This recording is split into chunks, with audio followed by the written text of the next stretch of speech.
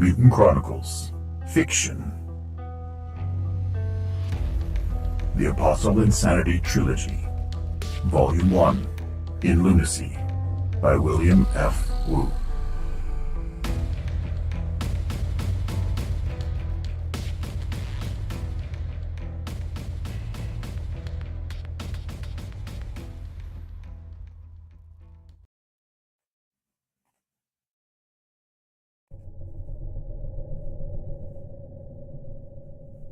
Chapter 12. Lane had never visited her home before. They had always met at the Midnight Star. He found that Pam lived in a very secure but very expensive apartment building on the same level as the Midnight Star. Her apartment was small and cozy, with soft, well-padded furniture. The couch was bright yellow, and the two easy chairs bright red, the carpet lavender. None had patterns or prints, just solid colors. "Sure is cheerful," Lane chuckled lightly, looking around in surprise. "But it's a little hard on my eyes. I never imagined you'd decorate a place like this. You don't dress this way." Pam glanced down at her gray jumpsuit and laughed. "No, out on the street I want to fade into the shadows. But this is home, you know?" "Yeah, I guess I do. But it's so, strong? You know what I mean?" Pam nodded, still smiling. "Sit down, if you're not too uncomfortable." She sat down on the edge of the couch and loosened the tight neck of her jumpsuit. Lane sat down on the couch. "Doesn't it keep you awake or something?" "Nah, I'm too tired for that." Pam's manner turned serious.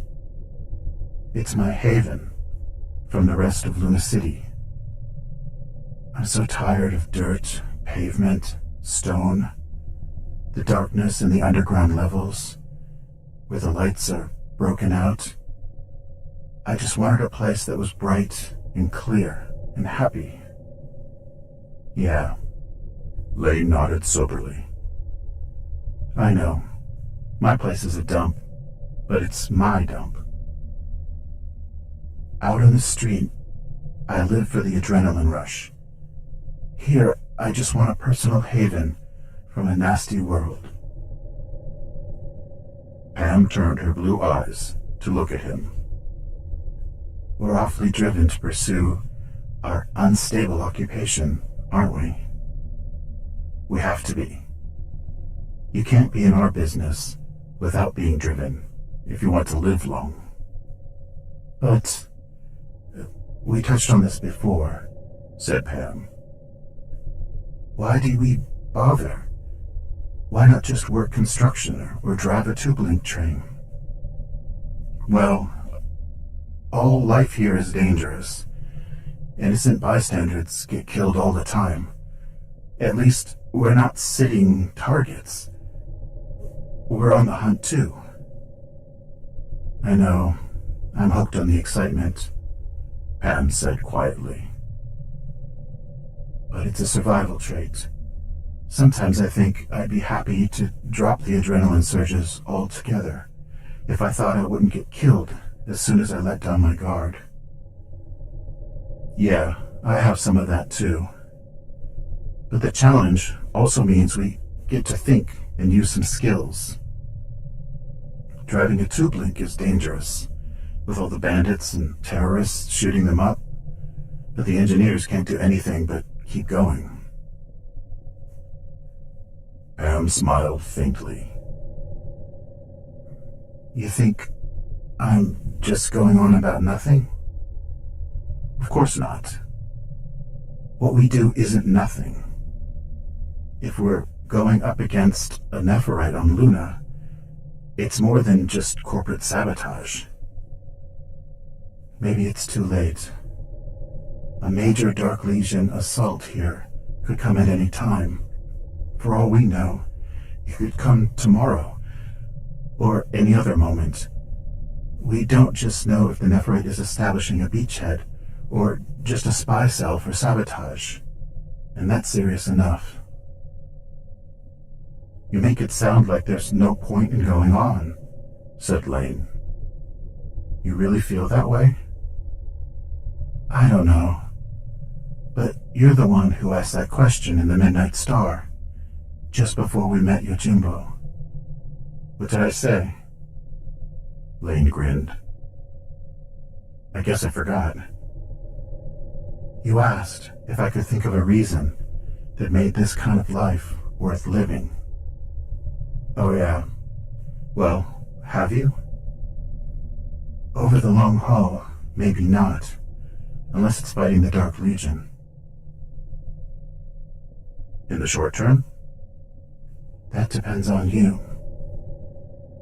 Me? What are you talking about? Pam got up and moved over to him to straddle his lap. She leaned down, brushing his face with her blonde hair, and kissed him. Then she drew away slightly, her blue eyes piercing. Well?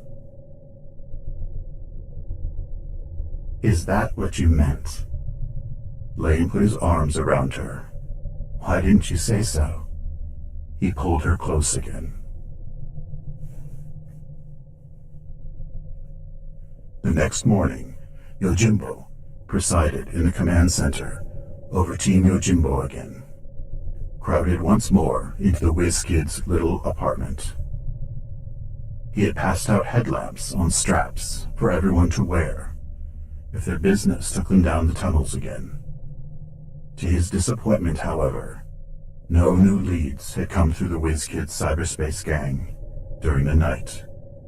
Now they had to decide exactly how to proceed. I think we need more firepower, said Klaus, sitting with his arms folded. First, we have to find this Nepharite. Then we have to go after him. We won't be here alone. We don't know what kind of unit he's brought with him. But he'll have some serious protection. I think that's true, said Faye. Klaus and I talked about it last night. Our search is almost impossible to conduct, as it is. A few more people would increase our chances. Yojimbo nodded. He did not want to commit himself yet. Lane? Well, I can't argue with the need for more firepower. The Nepharite alone is a pretty tough in a fight. I hear they're gigantic. I suppose he's brought a strong unit with him, since he's in enemy territory.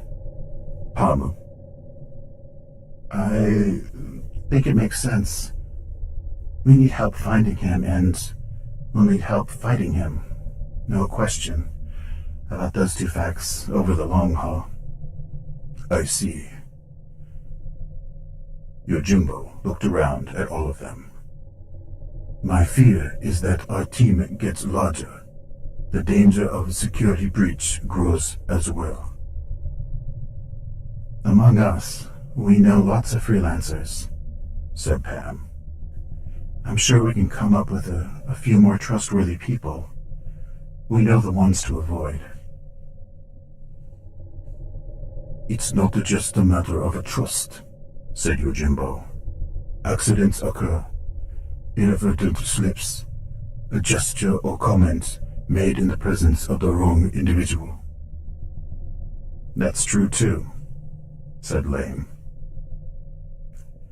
What's the point of finding this Nepharite if we don't have the power to kill him? Klaus demanded.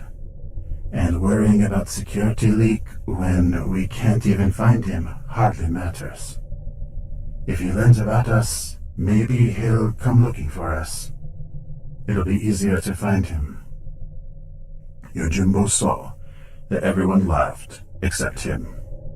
Apparently, this was funny in a way he could not see. He hesitated, wondering if he had misunderstood something. That's a joke, Yojimbo, Frohe said gently, smiling at him. No one wants the Nepharite to come hunting us, but it would make finding him easier, wouldn't it? We would be very vulnerable, said Yojimbo, still puzzled. Never mind, said Lane, grinning. Look, how many people can we add comfortably for you? I prefer none. Perfect, Klaus muttered. Frohe put a hand on his arm. We should be able to compromise. Say Klaus and I want to start by adding 4 more members to the team. Would you accept 2? Not at this time, said Yojimbo. Security is more important than expansion, at least for now. I have no interest in a suicide mission, Klaus growled. If you're going to not listen to the rest of us... This is not a group decision, Yojimbo said formally, stopping Klaus with a hard stare. I am the leader of a team, Yojimbo, and your employer. You may resign if you wish, but I am not obligated to accept requirements or conditions from any of you. I ask your opinions for my own information. As former military veterans, you understand lines of authority. Klaus, do you wish to resign at this time? Klaus drew in a deep breath and looked away, shaking his head. Anyone else? Yojimbo asked. No one spoke.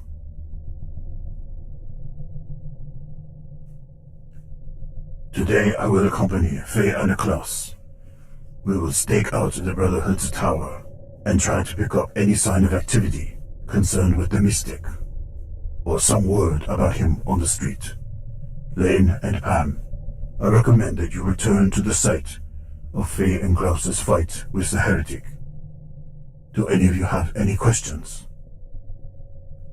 Why don't we go back to the scene of our fight? Frohe asked carefully.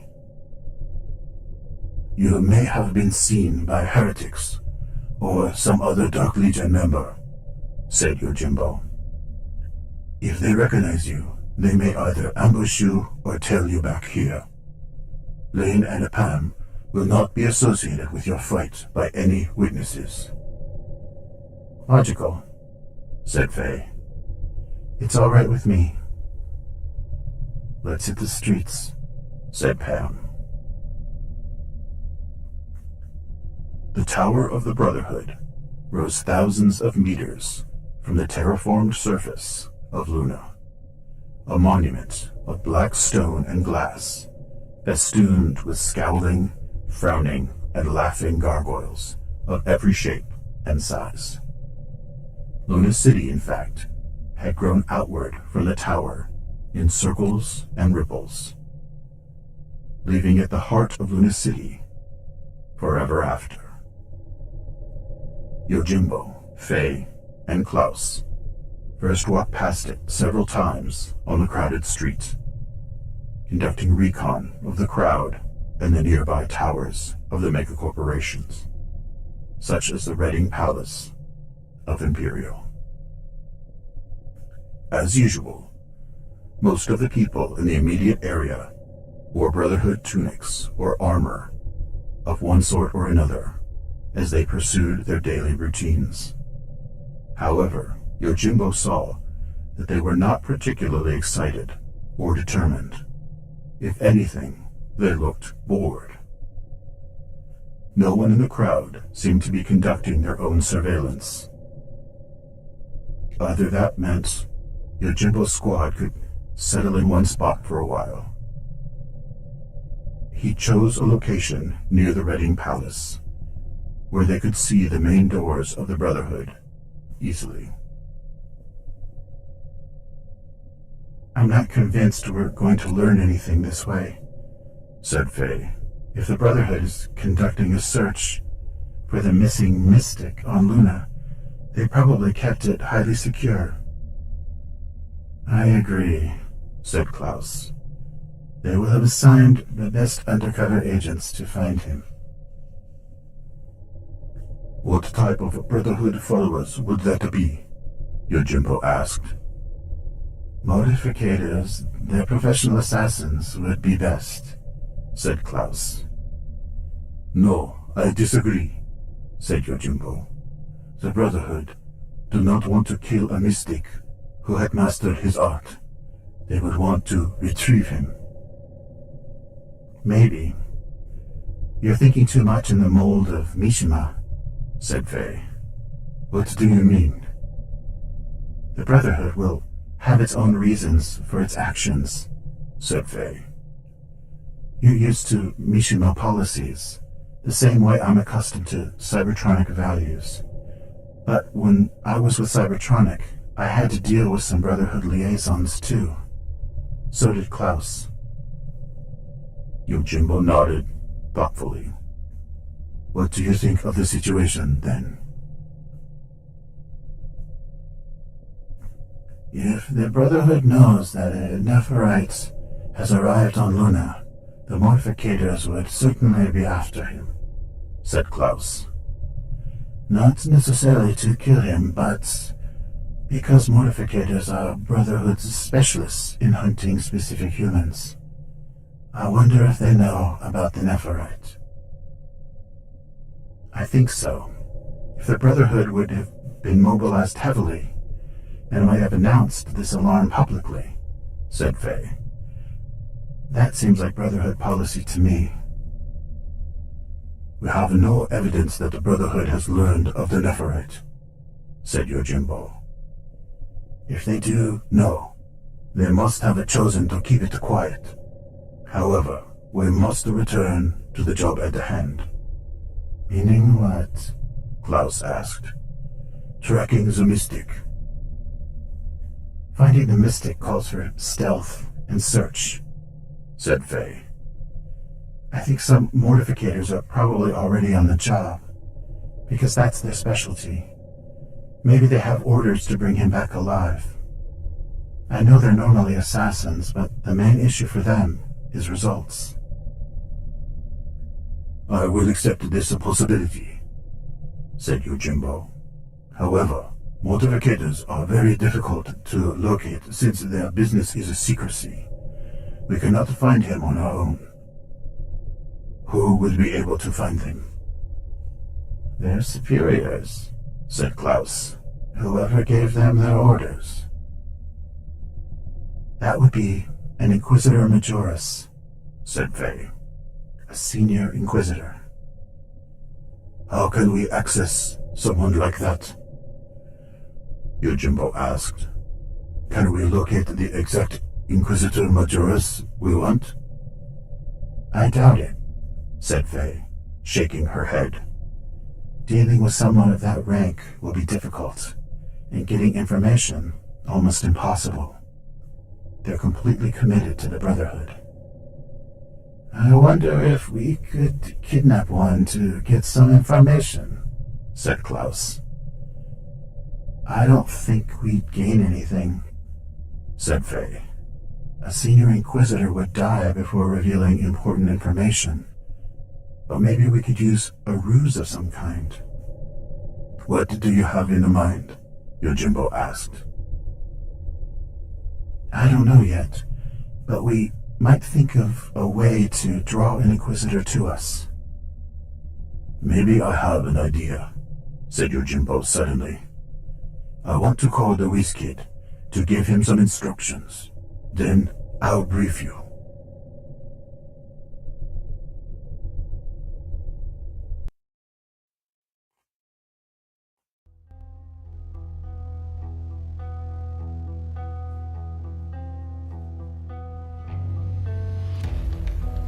Mutant Chronicles, Fiction, The Apostle Insanity Trilogy, Volume 1, In Lunacy by William F. Wu.